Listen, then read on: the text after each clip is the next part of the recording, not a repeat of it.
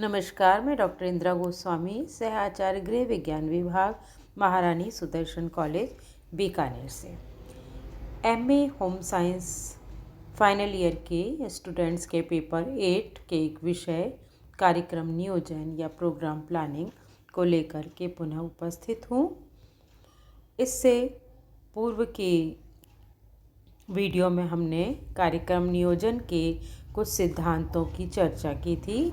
आज उसी क्रम में हम आगे के कुछ सिद्धांत पर चर्चा करने जा रहे हैं, जो हैं स्थानीय भाषा एवं बोली के प्रयोग का सिद्धांत। किसी भी कार्यक्रम का नियोजन लिपिबद्ध तरीके से किया जाता है, जिसके कारण कार्यक्रम के सभी चरण या पहलू सभी के सामने स्पष्ट होते हैं।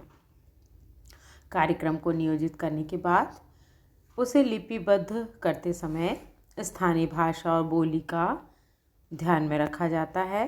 जिन लोगों के लिए कार्यक्रम बनाए गए हैं, जिन्हें उनका अनुपालन करना है, उनके समक्ष सभी बातें उनकी अपनी भाषा में होनी चाहिए, तभी कार्यक्रम का अक्षरशः क्रियान्वयन हो सकता है। और किसी भी बिंदु पर किसी बात के स्पष्ट न होने पर मात्र पढ़ लेने से या पढ़वा लेने से बात समझ में आ जाती है। इस तरह से स्थानीय भाषा और बोली का प्रयोग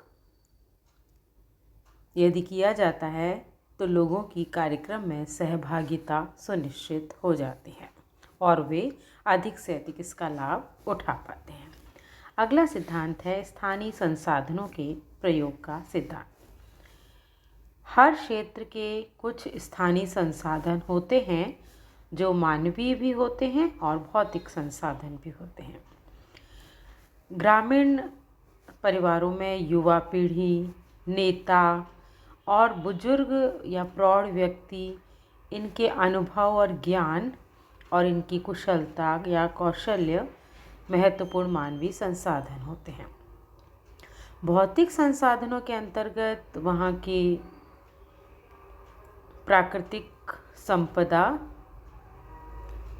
और वे सभी साधन जो कि धन से खरीदे जाते हैं, ये भी सम्मिलित होते हैं। गुणवत्ता के आधार पर इन सभी की अपनी अपनी उपयोगिता होती है। प्रसार कार्यक्रम नियोजित करते समय इस बात का विशेष ध्यान देना होता है, क्योंकि इनकी उपस्थिति और इनका प्रयोग कार्यक्रम के व्यय को घटाता है। इन सभी स्थानीय संसाधनों की उपलब्धता को ध्यान में रख करके कार्यक्रम को बनाया जाता है और उसे संचालित किया जाता है, तो वो कार्यक्रम सफल होता है। साथ ही यह भी ध्यान रखना होता है कि इन सभी स्थानीय संसाधनों का किस प्रकार से मितव्ययता पूर्वक प्रयोग किया जाए, कुशलता पूर्वक प्रयोग किया जाए, ताकि इनके अपव्यय से बचा जा सके और वांछित लक्ष्य तक पहुंचा जा सके। अगला सिद्धांत है नमनीयता का सिद्धांत। कार्यक्रम का नियोजन करने में आवश्यकतानुसार कुछ परिवर्तन भी लाने पड़ते हैं, तो इसकी गुंजाइश होनी बहुत ज़रूरी है। तो कार्यक्रम को हमें लचीला बनाना होता है। नियमों, सूत्रों और कार्यशैली का अक्षरशः पालन कभी कभी कार्य में बाधा भी उत्पन्न करता है। यह देखना बहुत ज़रूरी है कि सर्वोत्तम परिणाम कैसे प्राप्त किया जा सके। कार्यक्रम में थोड़ा बहुत परिवर्तन यदि लाभप्रद है तो उससे किया जाना चाहिए। कई बार कार्यक्रम की जो योजना बनाई जाती है, उस योजना के अनुसार कार्य को करते समय विपरीत परिस्थितियां उत्पन्न हो सकती हैं और कार्यक्रम के संचालन में कठिनाई होती है, या जो बजट बनाया जाता है उससे अतिरिक्त व्यय की भी गुंजाइश हमें रखनी होती है। तो इस तरह से नमनीयता का सिद्धांत का पालन करना कार्यक्रम में बहुत ज़रूरी होता है। तो इसके परिवर्तन की स्वीकृति की गुंजाइश हमें रखनी चाहिए, ताकि उसमें आवश्यकतानुसार किसी भी एक पक्ष में या चरण में या किसी पद्धति में, कार्यशैली में या कार्य संपादन करने वाले व्यक्तियों में विशेषज्ञों में या संसाधनों में या बजट में आवश्यकता अनुसार थोड़ा बहुत परिवर्तन किया जा सके। अगला सिद्धांत है निरंतर विकास का या सतत विकास का सिद्धांत। प्रसार कार्यक्रमों का मूल एवं प्रमुख उद्देश्य मानव का विकास करना है, अतः कार्यक्रम को नियोजित करते समय लोगों को विकास की दिशा में ले जाना हमारा मुख्य लक्ष्य होता है। कार्यक्रम चाहे किसी भी क्षेत्र से संबंधित हो, चाहे वो महिला उत्थान या बच्चों के कल्याण से संबंधित हो या जन समुदाय के कल्याण से, सतत विकास के सिद्धांत का पालन बहुत जरूरी होता है। इसके फलस्वरूप लोगों की मनोवृत्ति, व्यवहार और कार्यशैली में जो परिवर्तन आते हैं वो हमेशा स्थायी बने रहते हैं। अगला सिद्धांत है व्यवहारिकता और क्रियात्मकता का सिद्धांत। यह जरूरी होता है कि कोई भी नियोजित कार्यक्रम व्यवहारिक हो, उसको सफलतापूर्वक व्यवहार में लाया जा सके और उनके अनुरूप काम को करने में किसी को परेशानी भी ना हो। इस प्रकार कार्यक्रम का क्रियात्मक और व्यवहारिक होना बहुत ज़्यादा जरूरी है। कार्यक्रम इस तरह से योजनाबद्ध किया जाए ताकि वो व्यवहार में लाया जा सके।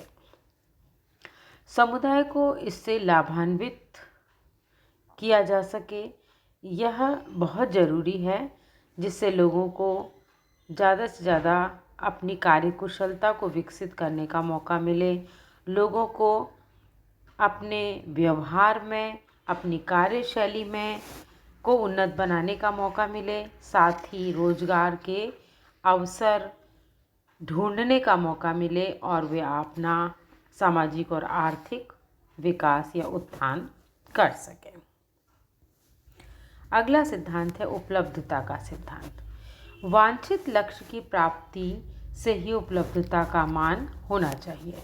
जब कोई भी कार्यक्रम बनाया जाता है तो उस कार्यक्रम के अंतिम परिणाम या लक्ष्य को ध्यान में रखकर इस तरह से कार्य को योजनाबद्ध किया जाता है और उसे निष्पादित किया जाता है ताकि हम लोगों का मनोबल बढ़ सके और वे प्रसन्न होकर जिज्ञासावश, उत्सुकतावश सहभागिता देते हुए उस कार्यक्रम में अपनी सहभागिता निभाएं। इसके लिए उन्हें उनकी प्रशंसा करने, उनको पुरस्कार देना ये भी ज़रूरी है। उनमें इच्छा शक्ति को बढ़ाना जरूरी है, उनकी रुचि को जागृत करना जरूरी है।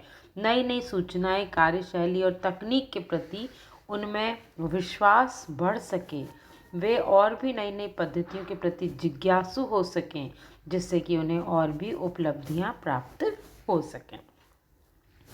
अगला सिद्धांत है तकनीकी विकास का सिद्धांत। मानव सभ्यता के विकास के साथ साथ कार्य के संपादन के तरीकों में या तकनीक में भी निरंतर विकास होता आया है। इसके परिप्रेक्ष्य में जरूरी मूल कारण ये होता है कि मनुष्य स्वभावतः आगे बढ़ना चाहता है, अल्प शक्ति और समय का व्यय कर अपने द्वारा निर्धारित कार्यों का अधिकतम लाभ उठाना चाहता है। तकनीकी विकास के कारण मनुष्य की कार्य संपादन शैली में विलक्षण परिवर्तन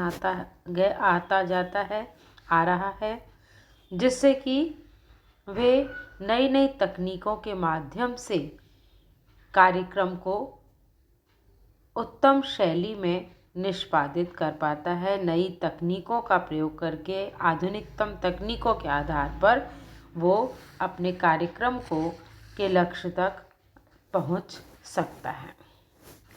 अगला सिद्धांत है सूचना तकनीक के अनुसरण का सिद्धांत।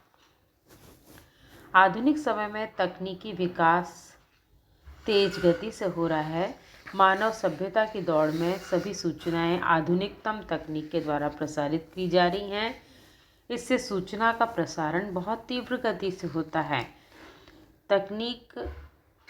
इस प्रकार की तकनीक छपित माध्यमों से, रेडियो, टेलीविज़न के माध्यम से, कंप्यूटर, इंटरनेट या इलेक्ट्रॉनिक मेल, ईमेल जिसे कहते हैं आदि के माध्यम से बहुत शीघ्र ही विस्तारित होती हैं। समुदाय के उत्थान या विकास में इनका विशेष महत्व होता है। ग्रामीण क्षेत्रों में तो टेलीविज़न का प्रयोग जो है उससे सूचना के क्षेत्र में एक क्रांति आई है। टेलीविज़न और रेडियो प्रसारण सूचनाएं प्रसारित करने का काम करते हैं और इंटरनेट और ईमेल के द्वारा विचारों का आदान प्रदान भी होता है। जिज्ञासाओं का तत्काल प्रत्युत्तर भी प्राप्त हो जाता है। यही नहीं, इनके स्क्रीन पर अब पत्रिकाएं और अखबार भी पढ़े जा सकते हैं। सूचना प्रसारण की क्रांतिकारी दौर में जो व्यक्ति या संस्था इनका प्रयोग नहीं करती है वह पिछड़ी हुई मानी जाती है। अतः कार्यक्रम नियोजन में भी सूचना प्रसारण की आधुनिकतम तकनीकों का अपनाने के सिद्धांत को बहुत महत्व दिया गया। अगला सिद्धांत है स्थानीय नेतृत्व का सिद्धांत। कार्यक्रम नियोजन में प्रसार कार्यकर्ता की भूमिका तो एक निर्देशक और मार्गदर्शक की होती है, साथ ही कार्यक्रम का नेतृत्व स्थानीय व्यक्ति के द्वारा होना चाहिए। स्थानीय नेता लोगों की मानसिकता, उनके विचार, मनोविज्ञान को अच्छी तरह समझते हैं। वो उनके अनुरूप ही किसी भी प्रस्ताव को प्रस्तुत करते हैं। इसके अतिरिक्त स्थानीय भाषा, बोली और शब्दों का भी प्रसार कार्यक्रमों को बढ़ावा देने में विशेष महत्व होता है, जिनका कि प्रयोग स्थानीय नेता ही सही ढंग से कर सकता है। अतः कार्यक्रम नियोजन करते समय स्थानीय नेतृत्व के सिद्धांत का पालन कर स्थानीय नेता के हाथों में कार्यक्रम की बागडोर देनी चाहिए। और अंतिम सिद्धांत है मूल्यांकन का सिद्धांत, प्रिंसिपल ऑफ इवैल्यूएशन। नियोजित कार्यक्रम का लिपिबद्ध होना कई कारणों से महत्वपूर्ण होता है। इसके लक्ष्य और उद्देश्य स्पष्ट रहते हैं तथा संपूर्ण प्रक्रिया चरणबद्ध ढंग से लिखी जाती है। इसके फलस्वरूप समय समय पर कार्यक्रम की प्रगति को आंका या मूल्यांकित किया जा सकता है।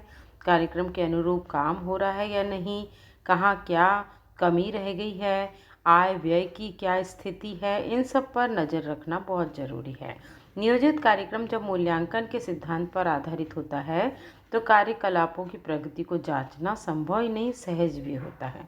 एक बात और सामान्य कार्यक्रमों का मूल्यांकन प्रायः कार्यक्रम के संपन्न होने के बाद ही किया जाता है, किंतु नियोजित प्रसार कार्यक्रम के अंतर्गत मूल्यांकन प्रक्रिया भी साथ साथ चलती रहती है।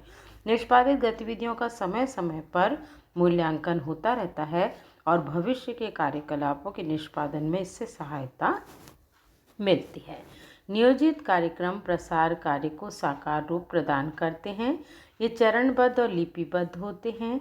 इनके माध्यम से समग्र विकास को बल मिलता है और संपूर्ण समुदाय के लोग, चाहे वे किसी भी जाति, धर्म और व्यवसाय से जुड़े हों, स्त्री हों, पुरुष हों, बच्चे हों, बूढ़े हों, गरीब हो, अमीर हो, सभी लाभान्वित होते हैं। आधुनिकता की दौड़ में इन्हें सम्मिलित होने का अवसर मिलता है। वे बेहतर ढंग से काम करना सीखते हैं और अपने जीवन स्तर को बेहतर बनाने में भी सक्षम होते हैं। धन्यवाद।